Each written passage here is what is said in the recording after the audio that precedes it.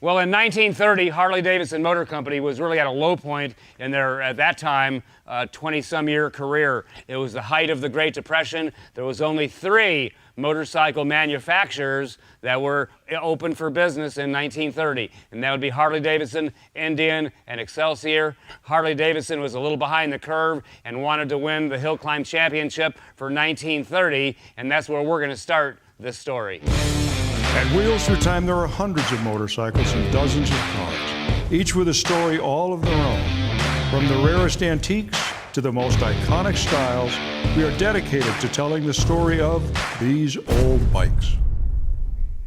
In 1929, Excelsior Motor Company in Chicago, Illinois won the Hillclimb National Championship. Gene Ryan was the rider of the bike. The bike is actually on the hill here at Wheels Through Time.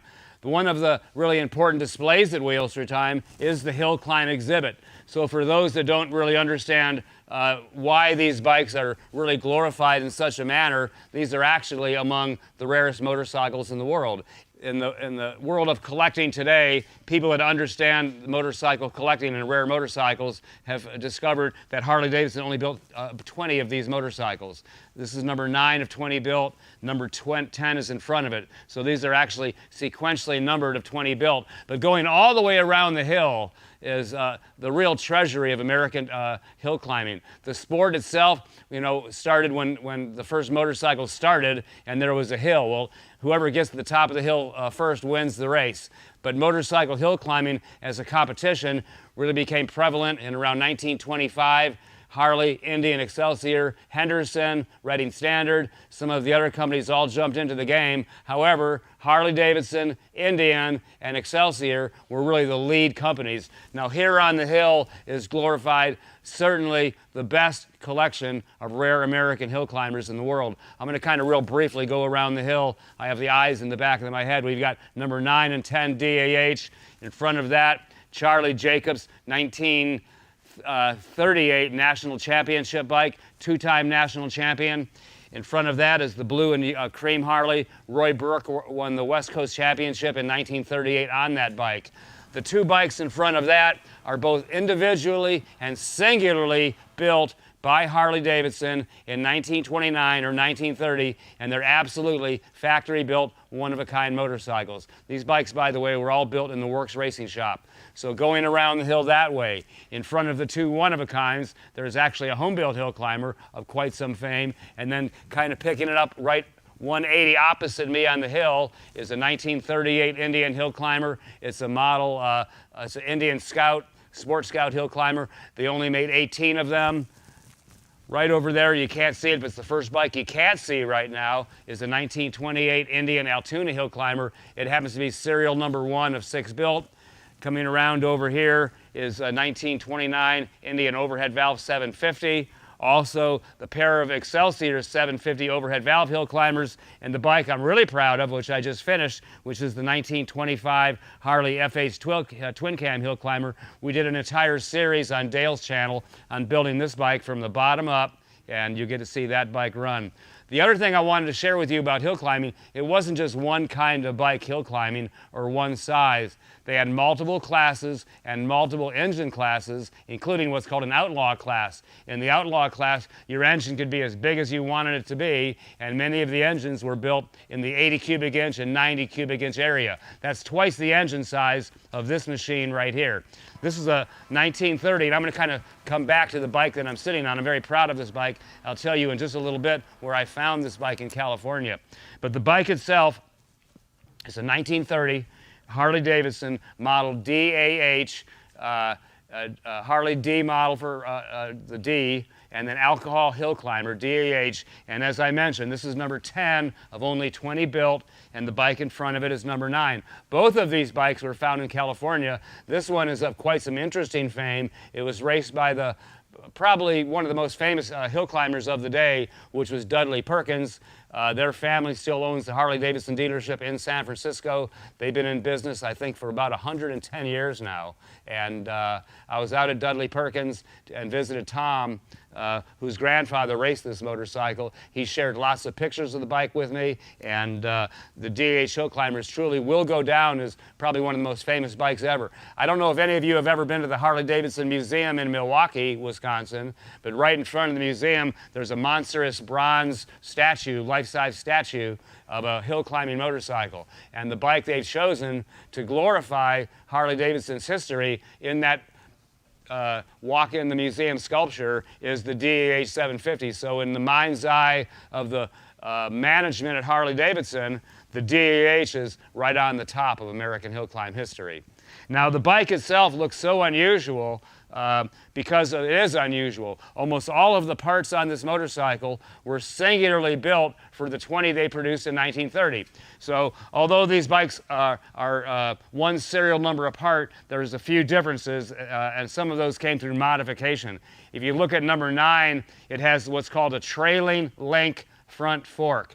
And the trailing link front fork is a front fork that was designed for hill climbing. You'll see it on some BMW motorcycles. It's not, Harley wasn't the first company to make the trailing link fork, and they used it on the DAH Hill Climber exclusively.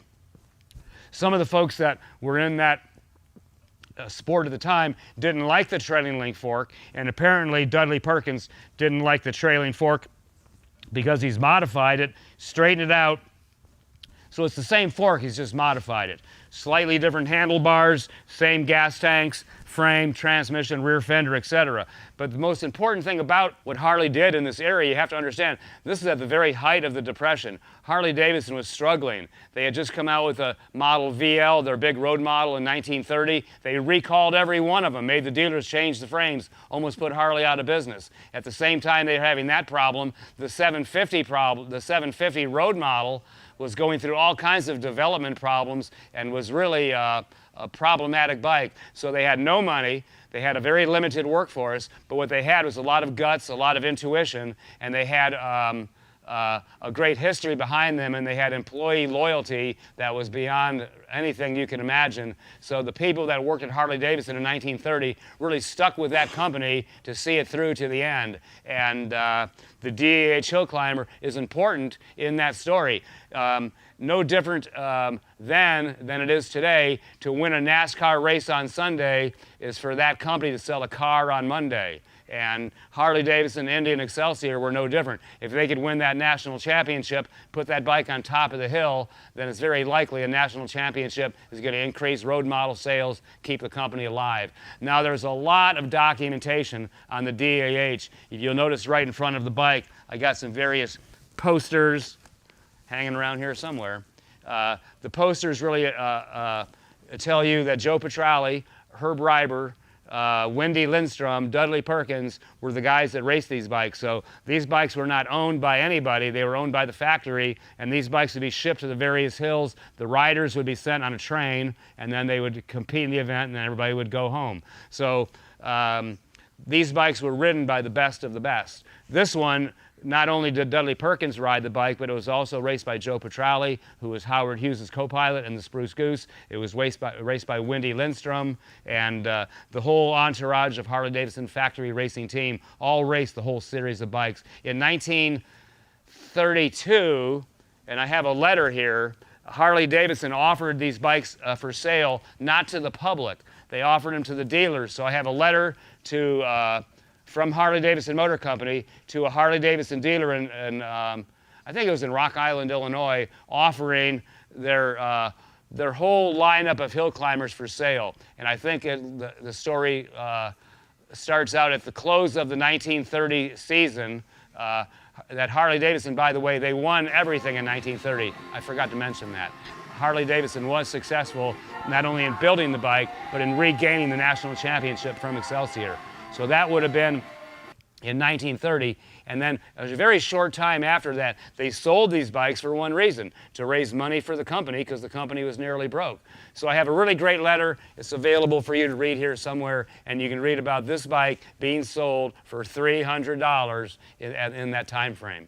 And in the world of collecting today, I can tell you one thing. They sell for a little bit more than that. A bike like this is in the area of $250,000 to $300,000 today. And all the way around the hill, all of these factory specials are considered among the rarest bikes in the world, and the value of those bikes is represented whenever one comes up for sale. The last one of these was sold was about 3 years ago.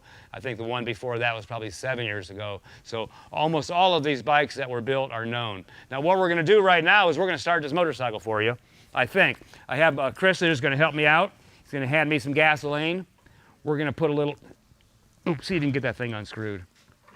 Good job. We're going to put some 110 in here, and a lot of people ask, what kind of gas do you use? And I usually say anything that'll make an engine go boom. And so right now, here I got it. Right now what we've got is some, I think it's Sunoco, isn't it? It's a Sunoco racing fuel.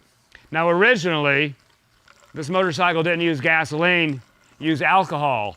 So when you would start this bike, it would be blowing out alcohol. And if you've ever been around an engine that burns alcohol, it'll make you cry and whine and do everything else. So in the day, it's an alcohol burning hill climber, and we're going to try to burn it up right now.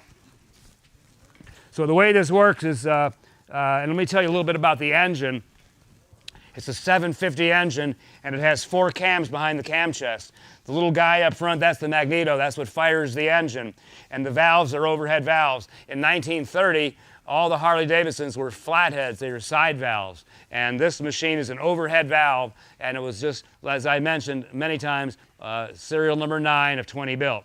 And without further ado, we're going to see if it'll start. Throttle's over here just like normal. Kicker here, a little choke. A little more choke. A little more choke. Uh-oh.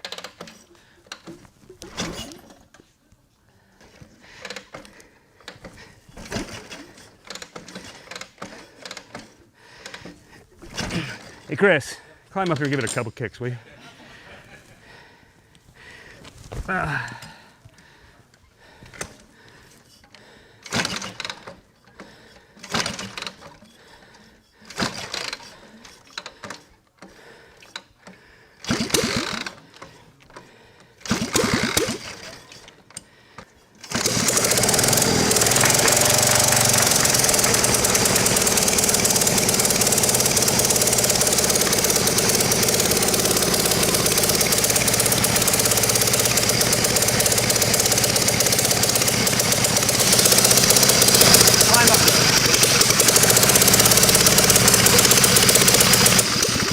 Well, I'm a little bit disappointed. I got Chris to get the bike fired up. Unfortunately, it only ran on 1 cylinder. I won't get down to the bottom of it till late tonight, but you did get to see the DH 750 Hillclimber run, learn a little bit about DH 750 Hillclimber.